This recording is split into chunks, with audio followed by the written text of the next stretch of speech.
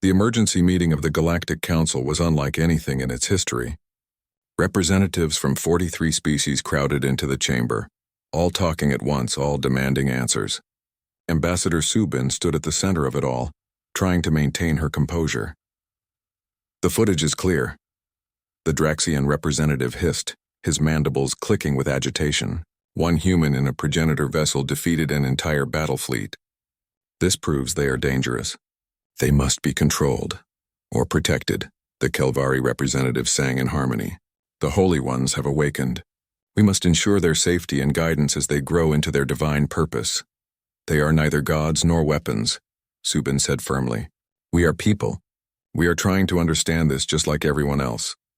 A tall being made of crystalline structures spoke, its voice like chiming glass.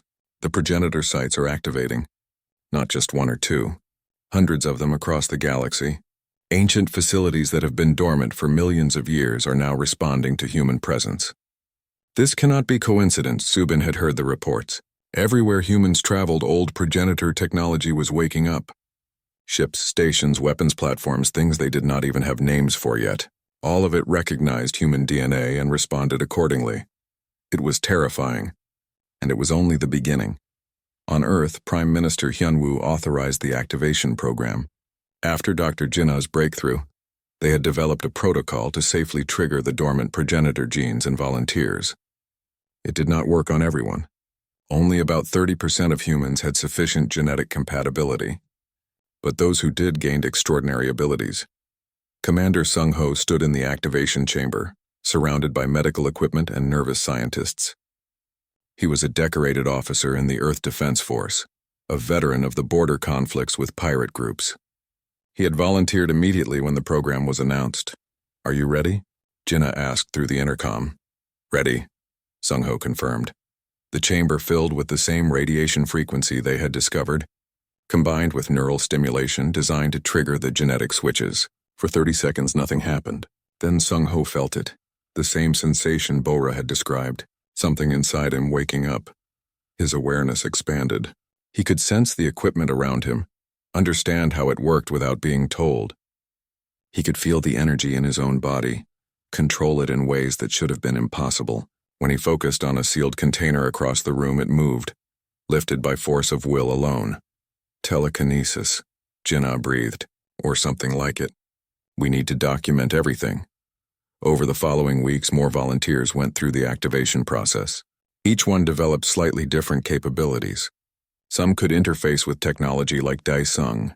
Others showed enhanced strength or speed. A few demonstrated abilities that seemed almost like telepathy or precognition. They became known as the Awakened. Sung-ho led the first team of Awakened, training them, helping them understand and control their new abilities. It was not easy. Some volunteers could not handle the change, the sudden expansion of their senses and capabilities.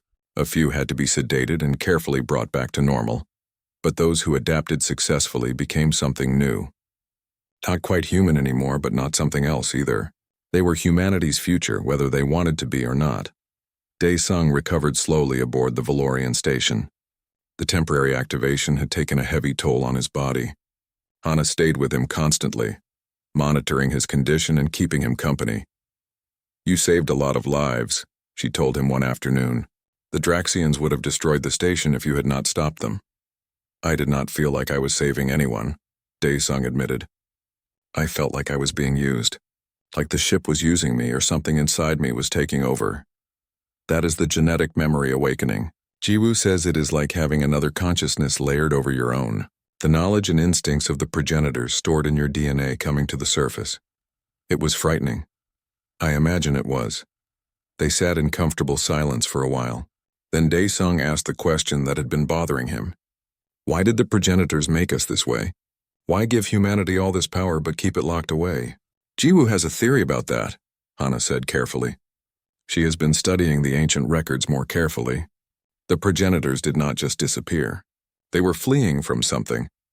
The void. I saw it in my dreams. Yes. According to the fragments we have found, the void is not a species or empire. It is a weapon, a self-replicating system created by an even older civilization. designed to purge the galaxy of advanced life every few million years. Daesung felt cold. Why would anyone create something like that? We do not know. Maybe they feared that advanced civilizations would eventually destroy the galaxy. Maybe it was meant as a reset button, keeping the universe in balance. Whatever the reason, the void has been cycling through the galaxy for countless ages. It comes, it destroys, then it goes dormant again, and the progenitors could not stop it. No. They were the most advanced species that ever existed, and they still could not destroy the void. So they did the only thing they could. They regressed themselves back to a primitive state, scattered across suitable worlds, and waited to re-evolve naturally over millions of years. By the time the void returned, they hoped their descendants would be ready. The implications crashed over Daesung like a wave. Humanity was not meant to be gods or conquerors. They were meant to be survivors.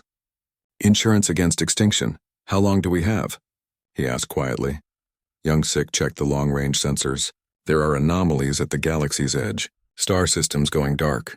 Entire regions losing all communication. It matches the pattern described.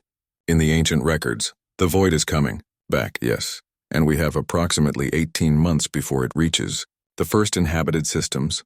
The news spread through official channels and underground networks simultaneously. The galaxy had learned about humanity's progenitor heritage. Now they learned about the void. Panic followed immediately. Some species began evacuating their worlds, trying to flee to the empty spaces between galaxies. Others fortified their homeworlds and prepared for war. And some approached Earth with desperate offers of alliance. Ambassador Subin worked tirelessly to coordinate a response. It was the most difficult negotiation of her career. Every species wanted something different. The Draxians demanded full control of all progenitor weapons. The Kelvari wanted humanity to take spiritual leadership of the galaxy. Smaller civilizations just wanted protection. We cannot save everyone, Yunwu told her during a private communication. We do not have enough awakened, enough ships, enough of anything. Then we need to change the equation, Subin replied. The progenitors failed because they tried to fight the void alone. Maybe we can succeed by fighting together. She proposed the new covenant to the council. Humanity would share progenitor knowledge and technology freely with all species. In return, every civilization would contribute their own expertise and resources to a unified defense force. No single species would control the ancient weapons. Everyone would have access based on need and capability. The debate lasted for 3 weeks. Some species rejected the proposal outright. The Draxians walked out, refusing to cooperate. But enough civilizations agreed that the covenant was ratified. Dr. Hana was appointed director of the Progenitor Legacy Institute, a new organization dedicated to studying and safely distributing ancient knowledge. She accepted the position reluctantly, knowing it meant leaving the Valorian military behind. But someone needed to bridge the gap between humanity and the rest of the galaxy, and she had experience working with both. Captain Young-Sik took command of the military coordination effort, organizing the combined fleet that would face the void. He was not optimistic about their chances, but he was good at making impossible situations slightly less impossible. On Earth, Dr. Jinnah made another breakthrough. The activation process could be modified to temporarily grant limited progenitor abilities to non-human species. It did not work as well as with humans, and the effects were shorter-lived, but it meant they could create mixed species teams that combined human capabilities with alien expertise. A Valorian engineer, awakened for 6 hours, could interface with progenitor technology while contributing knowledge of energy systems. A Kelvari scientist with temporary telepathic enhancement could coordinate thousands of researchers simultaneously. A Draxian warrior granted enhanced reflexes became even more effective in combat. Together, they were more than the sum of their parts. Daesung spent months in rehabilitation, learning to control the abilities that had awakened within him. He was not alone. Hundreds of awakened trained together, sharing experiences and techniques.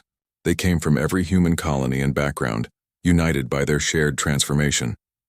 Commander Sung Ho led the training, pushing them hard but fairly. You are not soldiers, he told them repeatedly. You are protectors. The progenitors gave us power, but they also gave us responsibility. Remember that. Daesung became skilled at piloting the ancient ships. His connection to the technology was stronger than most, probably because he was the first to awaken. He did not enjoy the special status, but he accepted it as part of his duty. The station shook as weapons fire struck the shields. Red emergency lights flooded the bunker, and the air filled with the sound of alarms. Daesung grabbed onto a support beam to steady himself as another explosion rocked the structure. "How long can the shields hold?" Hana asked, her voice tight with fear. "Against a full Draxian assault?" Young-Sik checked his tactical display. "Maybe an hour. Maybe less." On Earth, Dr. Jina worked frantically in her laboratory, surrounded by volunteers. The government had authorized emergency genetic research as soon as the news broke. They needed to understand what the progenitor DNA meant, and they needed to understand it fast. Subject 17, "Please step into the scanner," she called out. A young woman named Bora entered the cylindrical machine. She was a military volunteer, one of dozens who had agreed to be tested. The scanner hummed to life, analyzing her genetic code in detail. Jina watched the results scroll across her screens. Bora's DNA contained the progenitor markers, just like every human they had tested so far. But the markers were dormant, inactive, doing nothing. "Try the radiation exposure," Jina told her assistant. "Low intensity, exactly matching the frequency we found in deep space samples."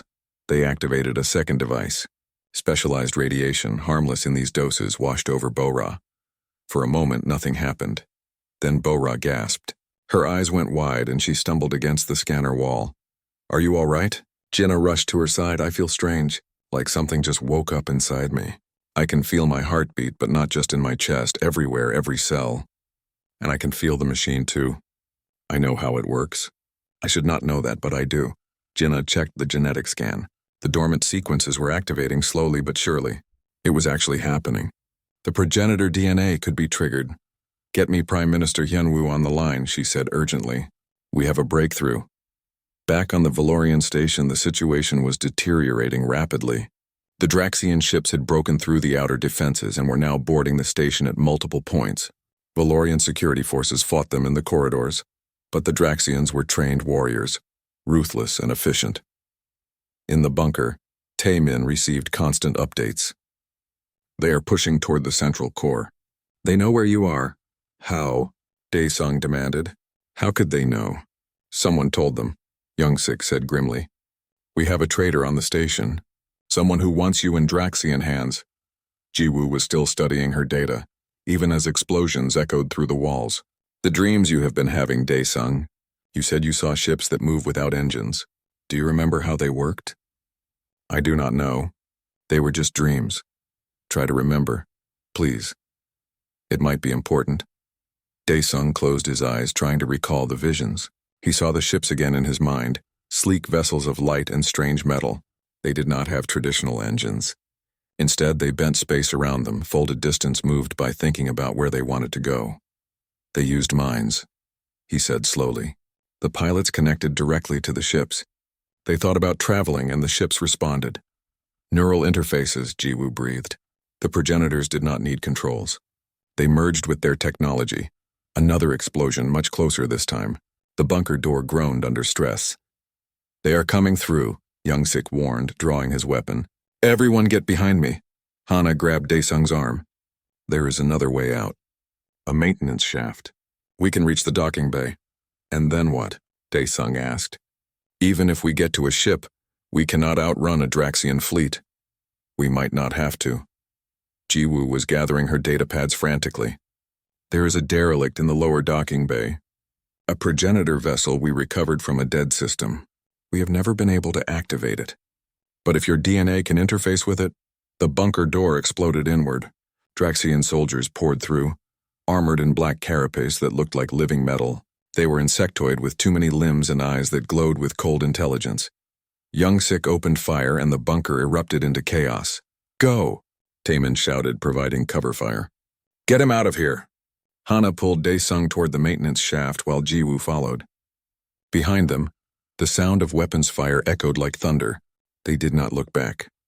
The shaft was narrow and dark, lit only by emergency strips. They crawled through it desperately, hearing the sounds of fighting fade behind them.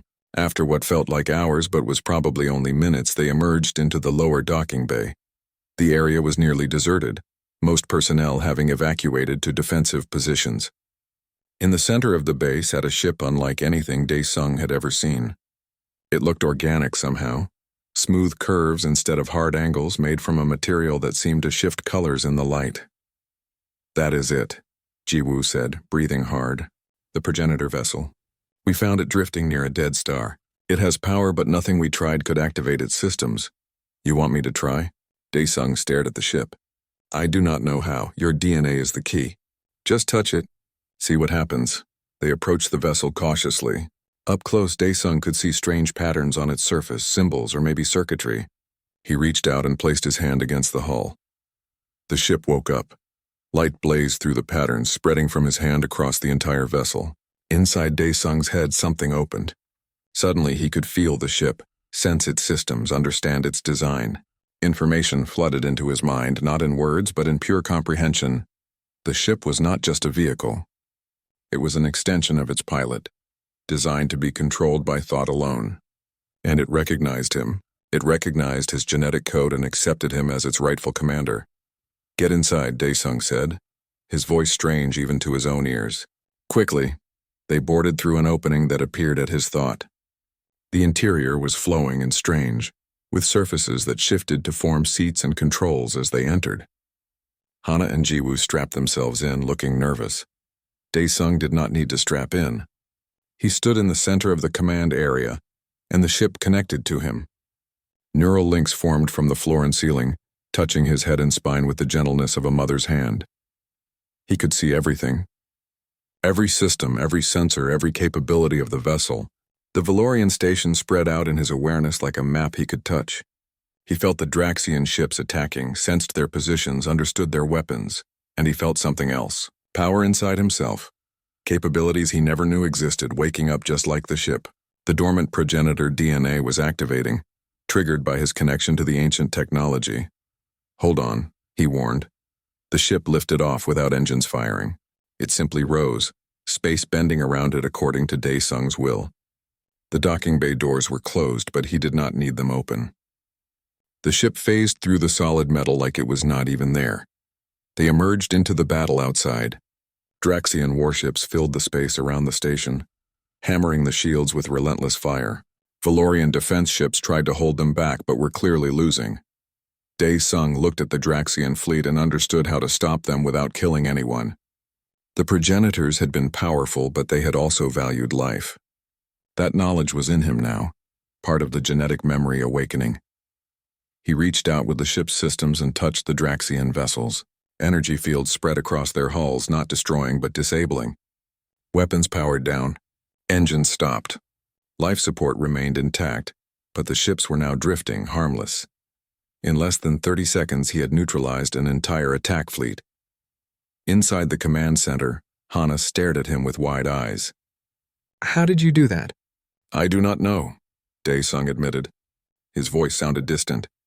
"The ship showed me. Or maybe I remembered. It is hard to explain." Ji-woo was frantically recording everything on her data pad. "This is extraordinary. You are not just piloting the ship. You are part of it. The neural connection is complete." Dae-sung could feel his new awareness fading already, the activation temporary. But he had felt what was possible. The dormant capabilities in human DNA were not just theoretical. They were real and they could be awakened. As the adrenaline wore off, exhaustion crashed over him. His legs gave out and he collapsed onto the deck. The neural connections withdrew gently, and the ship's systems powered down to standby mode. Hana caught him before he hit his head. "You need rest. That took everything out of you." "Did I hurt anyone?" he asked weakly. "No. You disabled their ships without casualties." That was remarkable. But Dae-sung did not feel remarkable. He felt scared. The power he had touched was immense, beyond anything he had imagined. If every human could access that kind of capability, what would it mean for the galaxy? As consciousness faded, he had one last thought. The progenitors had not left humanity as conquerors. They had left them as protectors. But protected against what? In his dreams, he saw the answer. Darkness spreading across the stars like a plague, consuming everything in its path. The void, the thing the progenitors had feared, the thing they had been running from, and according to the ancient memories awakening in his mind, it was coming back. The Galactic Council station orbited a neutron star, a massive structure built by a dozen species working together. It was supposed to be neutral ground where civilizations could meet and discuss their problems peacefully. Today it was chaos. Ambassador Subin stood in her small office and watched the news feeds with growing horror. Every channel, every network, every communication stream was talking about the same thing: humanity, the progenitors, the creator species. Her communication console had not stopped flashing in 3 hours. Requests for meetings, demands for interviews, diplomatic messages marked urgent from species that had never bothered contacting Earth before. Some messages were friendly, most were not. A knock on her door. Her assistant, a young human named Teho, entered looking pale. "Ambassador, the Kelvari delegation is outside. They are asking to see you immediately. They have brought gifts." "Gifts?" "Religious offerings, I think. They are calling you a living saint." Subin closed her eyes and took a deep breath. The Kelvari were a hive mind species, billions of individuals connected into a single consciousness. They were also deeply spiritual, believing that the progenitors were divine beings who created the galaxy with purpose and love. If the Kelvari believed humans were sacred, this was going to get complicated very quickly. Send them in, but keep security nearby just in case. The Kelvari delegation entered in a flowing mass. They moved together like water, their individual bodies acting as one organism. They knelt as soon as they saw Subin, their voices harmonizing in perfect unison. "Holy daughter of the creators, we come in peace and reverence. We offer ourselves to your service. We will build temples in your honor. We will spread the truth of your divinity across all worlds. Please stand," Subin said, trying to keep her voice steady. "I appreciate your respect, but I am not divine. I am just a diplomat. You are descended from the gods themselves. Your blood carries the code of creation. How can you be anything but sacred?" There was no arguing with them. Subin spent an hour carefully declining their offers of worship, while trying not to offend them. It was exhausting. When they finally left, Teho brought her more news. "The Draxian hegemony has issued a statement. They are demanding independent verification of the claims. They say this could be Valorian propaganda. The Draxians were not spiritual like the Kelvari. They were militaristic, practical, and paranoid. They controlled a large section of the southern arm of the galaxy through strength and fear. Of course they are skeptical," Subin muttered. "What else?" "They are also mobilizing their fleet. Multiple sources report Draxian warships moving toward the border of human space." Subin felt her stomach tighten. "Are they planning an attack?" "Unknown, but it does not look friendly." Back on Earth, Prime Minister Hyunwoo addressed the global population from the Capitol building in New Seoul. Every major news network carried his speech live. Billions of humans watched and listened, trying to understand what this meant for their future. "My fellow humans," Hyunwoo began, his voice calm despite the chaos. "I know you are all frightened and confused. I am too. We have learned that our species carries genetic markers from the ancient progenitors. This is not a hoax. It has been verified by multiple independent sources." He paused, letting the words sink in. "We do not know what this means yet. We do not know why the progenitors chose Earth. We do not know what capabilities might be hidden in our DNA. But I want to be clear about one thing. This does not make us gods. This does not make us superior to other species. We are still human. We still have the same hopes, fears, and responsibilities we had before." The speech continued for another 20 minutes. Hyunwoo tried to calm the panic while being honest about the uncertainty. It was a difficult balance. Religious leaders across Earth held emergency meetings. Some declared this proof of divine creation. Others warned against hubris and false pride. Scientists demanded immediate research into human genetics. Conspiracy theorists flooded the networks with theories, some plausible, most insane. The world was divided. Some people celebrated their newfound heritage. Others rejected it entirely, insisting it was a mistake or a lie. And some were simply terrified of what it meant. On the Valorian station, Dae-sung's life had changed completely. He was no longer in the high-security facility. Instead, he had been moved to diplomatic quarters, rooms designed for important guests. The door was still guarded, but now the guards saluted when he passed. Hana visited him every day. She had become something like a friend or maybe a guardian. She explained what was happening in the galaxy, how different species were reacting to the news. "The Kelvari want to worship you," she said one afternoon. sitting across from him in the common area. The Draxians want to control you, and everyone else is somewhere in between. What do the Valorians want? Daesung asked. Hana considered the question carefully. We want to understand you, and we want to make sure you do not become a threat. A threat? I am one person. I am not a threat to anyone. You are one person now. But there are billions of humans. If you all carry this genetic code, if you all have dormant capabilities, then humanity could become the most powerful species in the galaxy. That scares people. Daesung had not thought about it that way. He was still thinking of himself as a cargo pilot, someone who just wanted to go home. But Hana was right. This was bigger than him. I do not want power, he said quietly. I do not want to be special, I know, but you do not get to choose. They sat in silence for a while, watching the stars through the viewport. Finally, Hana spoke again. Jiwoo has been studying your brain patterns while you sleep. She says you're having unusual dreams. Vivid ones. Do you remember them? Daesung nodded slowly. Yes, but they do not feel like dreams. They feel like memories. Old memories from someone else's life. What do you see? Cities, huge cities made of light and metal. Ships that move through space without engines. Beings who look almost human but not quite. And something else. Something dark coming from far away. Something that scared them. Hana's expression grew serious. You need to tell Jiwoo about this. Those dreams might be important. That evening, Captain Young-sik reviewed security reports in his office. He was responsible for protecting the station, and the situation was making him nervous. Too many factions were interested in Daesung. Too many groups wanted to take him, study him, or use him for their own purposes. His console beeped. A priority message from Intelligence Division. Captain, we have detected 3 separate fleet movements converging toward this sector. Draxian warships, Calvary pilgrimage vessels, and an unknown group we cannot identify. Estimated arrival 6 to 10 days. Young-sik cursed in his native language. This was exactly what he had feared. The station was about to become the center of a galactic incident. He sent an immediate message to Commander Taiman. We need to move the human now before everyone arrives looking for him. But it was already too late. The next morning, long-range sensors detected ships dropping out of faster-than-light travel at the edge of the system. Draxian vessels, heavily armed and moving with clear purpose. They were not stopping to ask permission. Taiman activated station-wide alert protocols. All personnel to defensive positions. Seal all docking bays. Raise shields. In his quarters, Daesung heard the alarms and felt the station shudder as the defensive systems came online. Hana burst through his door, her eyes wide with urgency. We need to move you to the secure bunker now. What is happening? The Draxians are here, and they are not here to talk.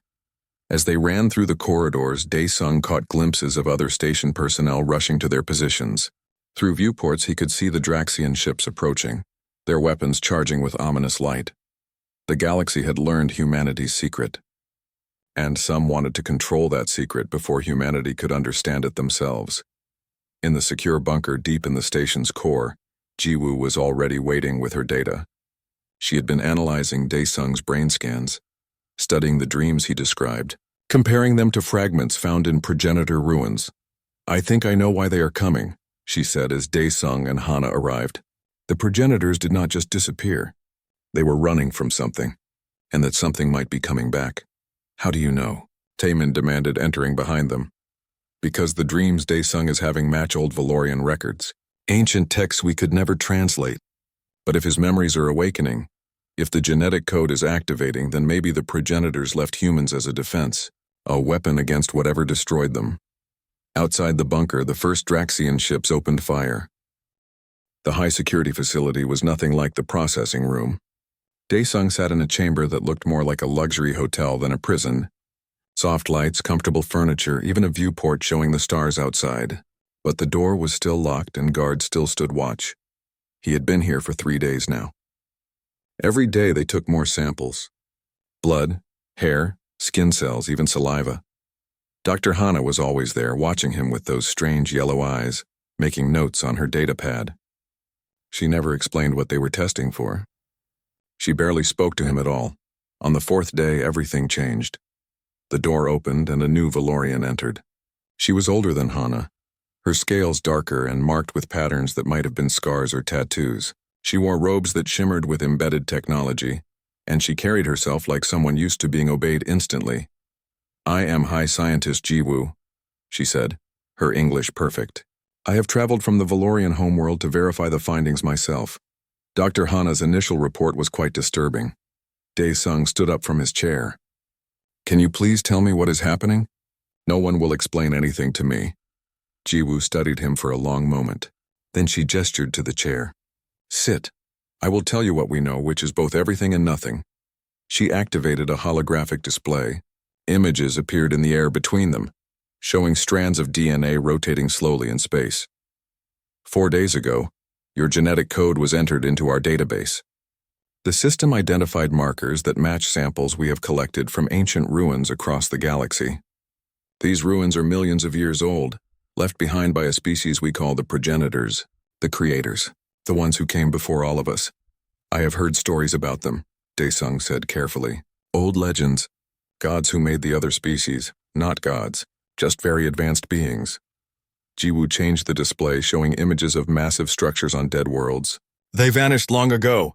All that remains are ruins and fragments, and in those fragments we found genetic material, preserved DNA that we could analyze but never understand. Until now."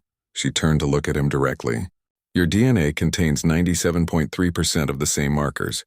According to every test we have run, you are descended from the progenitors themselves." The words hung in the air like smoke. Dae-sung shook his head slowly. "That is impossible. I am from New Busan. My parents were farmers. My grandparents were miners. We are normal people. There is nothing special about my family." "That is what makes this so fascinating," Jiwoo replied. She pulled up new data. "We have been studying human history since the discovery. Your species evolved remarkably fast, from primitive hunter-gatherers to space travel in only 10,000 years. Most species take millions of years to achieve that level of development. Maybe we just got lucky," Dae-sung said weakly. "Luck does not explain genetic markers that should not exist. Look at this." She highlighted sections of the DNA strand. "These sequences do not code for anything obvious. Your own Earth scientists called them junk DNA, but they are not junk. They are dormant, waiting. Waiting for what? We do not know yet." Over the following days, Jiwoo's team ran more tests. They took samples from Dae-sung 7 times using different equipment each time. They verified the results against multiple databases. They even brought in genetic experts from other species to confirm the findings. Every test came back the same. Hana spent more time with him now. While Jiwoo analyzed data in the laboratory, Hana would sit with Dae-sung and ask him questions. Not scientific questions, personal ones. "Tell me about Earth," she said one evening. "What is it like?" "I have not been there in years," Dae-sung admitted. "I grew up on New Busan Colony. But Earth is supposed to be beautiful. Blue oceans, green forests, not like the stations and colonies where most humans live now. Do you miss it?" "I miss simple things, good food. Talking to people who understand you. Not being a prisoner." Hana looked away. "You are not a prisoner anymore. Commander Taemin has changed your status to protected guest. A guest who cannot leave." "No, you cannot leave. I am sorry." There was genuine regret in her voice. Dae-sung realized that Hana was not like the other Valorians. She seemed to actually care about him as a person, not just as a genetic curiosity. "Why are you being kind to me?" he asked. "Because you did nothing wrong," she replied simply. "You had a malfunction and ended up in our space by accident. And now your entire life has been turned upside down because of what we found in your blood. That is not fair. Life is not fair. No. But we can try to make it less unfair." Meanwhile, in the secure laboratory, Jiwoo made another discovery. She called Taemin and Hana to review the data immediately. "Look at this," she said, pointing to a complex chart. "I have been comparing human DNA to the genetic profiles of every known species in the galaxy. There are similarities everywhere, small traces of progenitor markers in almost every spacefaring species. That supports the old theories," Taemin said. "The progenitors seeded life across the galaxy. Yes, but humans are different. Other species have tiny traces, genetic echoes. Humans have the complete code. It is as if the progenitors put everything into humanity and nothing into anyone else." "Why would they do that?" Hana asked. "I have a theory, but you will not like it." Jiwoo pulled up images of the ancient ruins again. "What if the progenitors did not just vanish? What if they knew something was coming? What if they deliberately reduced themselves back to a primitive state and scattered across suitable worlds, waiting to re-evolve naturally? The implications hit them all at once. If Jiwoo was right, humans were not descendants of the progenitors. They were the progenitors regressed and rebooted, designed to slowly redevelop as a failsafe against some unknown threat. This is speculation, Taemin said, but his voice lacked confidence. It is the only explanation that makes sense, Jiwoo insisted. And if I'm right, then the progenitors left humans with something else. Insurance. Capabilities hidden in that dormant DNA. Back in his comfortable prison, Daesung knew nothing about these discussions. He sat by the viewport looking out at the stars, wondering if he would ever see home again. Hana entered quietly. She held a datapad and her expression was troubled. "There is something I need to tell you," she said. "Jiwoo has sent a message to the Valorian High Council. She has told them everything about you, about what we found. Is that bad? I do not know. But it means more people will know soon. And once they know, other species will find out. This kind of secret cannot be kept forever." "What happens then?" Hana sat down beside him. "Then everything changes. For you, for humanity, for the entire galaxy." She looked out at the stars with him. The progenitors were the most advanced civilization that ever existed. They created wonders we can barely understand. And you are their heir, whether you want to be or not. Daesung laughed bitterly. "I just wanted to deliver cargo and save enough money to buy a better ship. Now you are telling me I am the heir to ancient gods." "I know," Hana said softly, "and I am sorry. But the truth does not care about what we want." 2 days later, Jiwoo received a response from the High Council. They wanted Daesung brought to the homeworld immediately for further study. They wanted access to Earth and the human colonies. They wanted everything. But before any of that could happen, the news leaked. Someone in the facility, perhaps a technician or a lower-level scientist, shared the discovery through back channels. Within hours, encrypted messages were bouncing through the galaxy's communication networks. Within days, every major civilization knew the truth. Humanity was descended from the creators, and the galaxy would never be the same. The transport ship drifted through space like a wounded bird. Inside the cockpit, Daesung fought with the controls, sweat dripping down his face. Warning lights flashed across every screen. The navigation system was dead. Life support was failing. He had no idea where he was anymore. 3 days ago, everything had been fine. He was hauling supplies from New Busan Colony to the mining stations in the Outer Rim. Simple work, good pay. Nothing exciting? Then the jump drive malfunctioned mid-flight and he ended up here, wherever here was. The proximity alarm screamed. Daesung looked up and felt his stomach drop. A massive station loomed ahead, all sharp angles and dark metal. Ships surrounded it like insects around a hive. Not human ships. These were something else entirely. Before he could even try to turn away, his ship died completely. The lights went out. The engine stopped. Through the window, he watched as a tractor beam locked onto his vessel, pulling him toward the station like a fish on a hook. Daesung had heard stories about the Valorians. Everyone in human space had. They controlled huge sections of the Andromeda Arm. They were powerful, ancient, and they did not like trespassers. He gripped the armrests of his chair and tried not to panic. The docking process was rough. His ship slammed into a bay with enough force to rattle his teeth. The airlock hissed open and armored figures stormed inside. They were tall, covered in scales that shimmered like oil on water, with eyes that glowed a cold yellow. Valorian soldiers. They grabbed Daesung and dragged him out of his ship. He tried to explain about the malfunction, about how he got lost, but they did not care. They did not even seem to understand him. One of them struck him across the face and everything went blurry. When his vision cleared, he was being pulled through endless corridors. The station was massive, filled with strange sounds and stranger smells. Other prisoners watched from behind energy barriers as he passed. None of them were human. They threw him into a processing room. The walls were white and sterile, covered in equipment he did not recognize. A Valorian in different armor stood waiting. This one was not a soldier. The uniform was cleaner, marked with symbols that might have been rank insignia.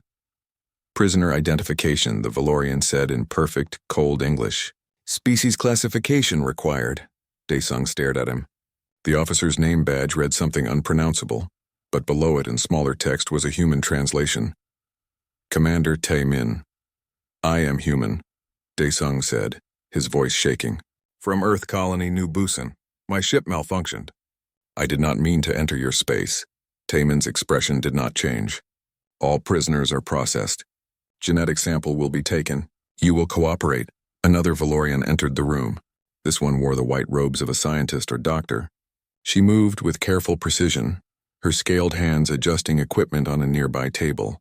Her badge read Dr. Hana. Extend your arm, Hana said. Her English was better than Taemin's with less of an accent. She did not look at Dae-sung's face, only at his arm. He did as he was told. What choice did he have? Hana pressed a device against his skin. There was a brief sting and then it was over.